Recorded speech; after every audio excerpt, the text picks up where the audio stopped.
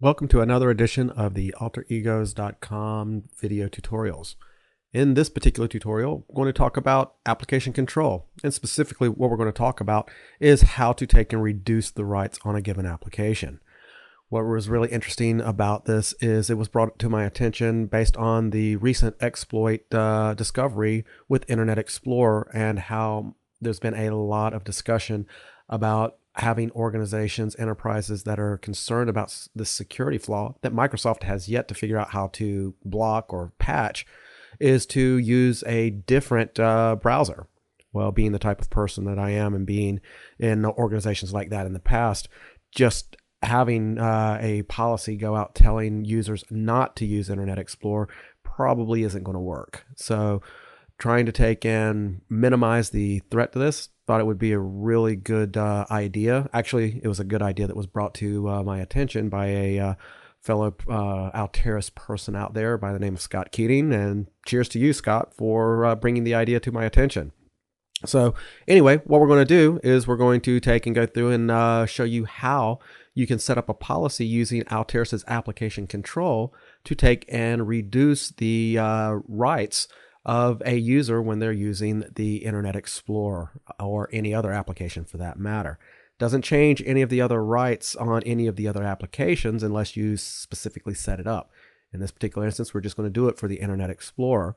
That way, if for whatever reason the virus or the exploit is being used in your environment on the Internet Explorer, the threat will be minimized because they're not going to be able to take advantage of the administrative rights of the user on the particular computers.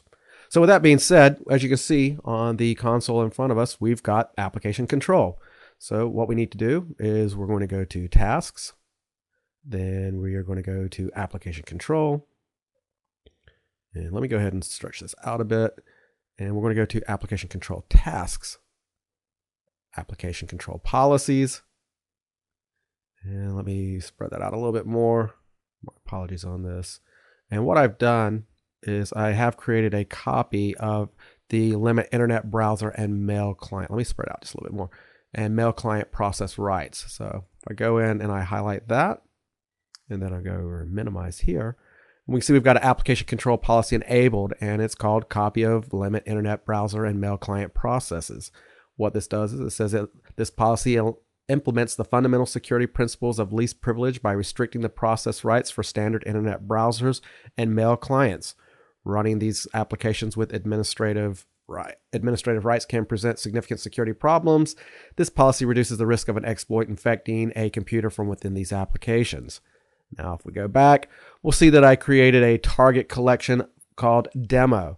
In this particular case, the demo collection is going to have a single computer in it, which we will switch over and view after we've shown you the different setups for this particular policy. Then we've gone in and in the application target, we've targeted Outlook Express, MS Outlook, and Internet Explorer. So for the purpose of this video, let's just go in and let's edit that. So we've got our item selector here, and you can see it's just straightforward as to what we've got selected. We've got the three checkboxes as Internet Explorer, Outlook Express, and MS Outlook. For the purposes of this, we're going to just unselect MS Outlook and Outlook Express because we're just interested in Internet Explorer. We'll then go and click Apply. We'll get Update, and you'll see that the applications have now changed to just have Internet Explorer.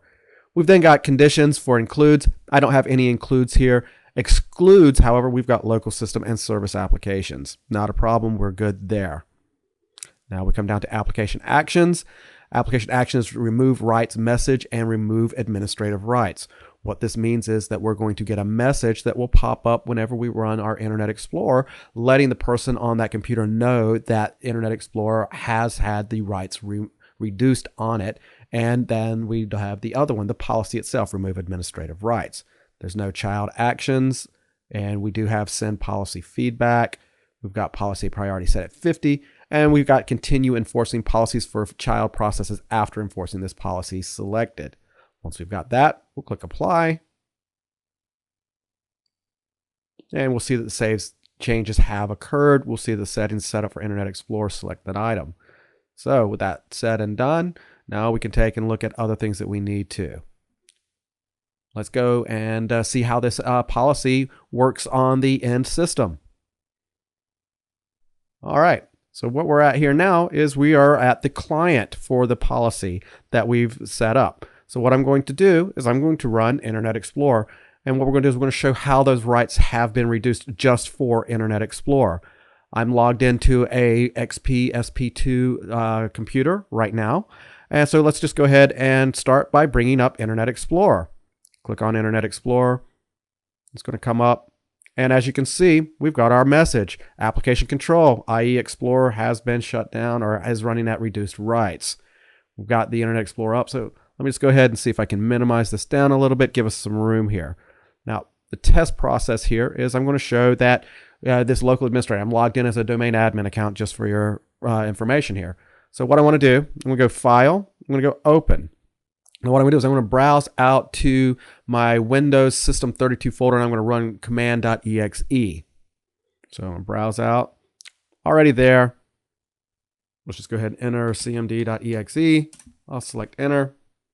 Click OK. Now we're there. Now the thought behind this is what I'm going to do is I'm going to try and stop a process within my my system. In this case, I'm going to do the messenger service. So what I'm going to do, type in net stop messenger. And we see we've got system error 5 has occurred. Access is denied. Okay. Understand that principle because we're trying to run the command.exe from the Explorer. That could be a similar situation. Maybe an exploit's being taken advantage of through Internet Explorer to try and do the same thing. So now what we're going to do, rather than try and open up the command.exe window through the Internet Explorer, I'm going to go run and type in cmd. Going to bring the window up. Now we're going to try and run the same exact command. Now take again into consideration, I am not running this through the Internet Explorer. Net stop messenger. Enter. The messenger service is stopping. Just waiting for it to finish doing its process, but we can already see that unless we get an error at this point, that the capabilities of our administrative rights are going a lot further. And we've successfully stopped it. Now let's just see if we can start it back up. Starting the service back up. Unless we get some surprises, we should have it started successfully here in a moment. There we go. So now what we've proven here is that by the use of the application control functionality, we've reduced the rights of Internet Explorer. What this means is in the current situation that we were talking about at the very beginning when we were looking at the application control console within the notification server is that we can start taking advantage of this type of power and functionality to take and minimize the threat within our environment. That concludes the video. I hope it helped to explain how application control can help minimize the risk of security within your environment. Please stay tuned and please visit our other videos. Thank you and have a great day.